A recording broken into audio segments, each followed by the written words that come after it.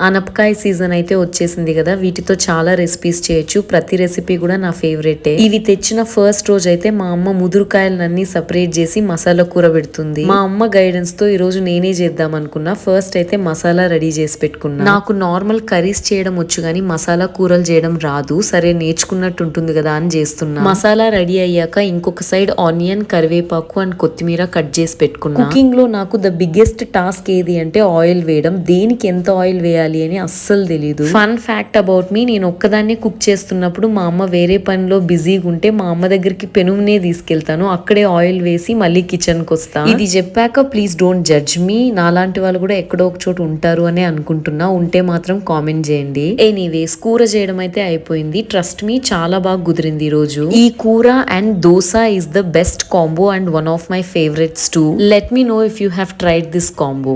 See you in the next one guys. Bye.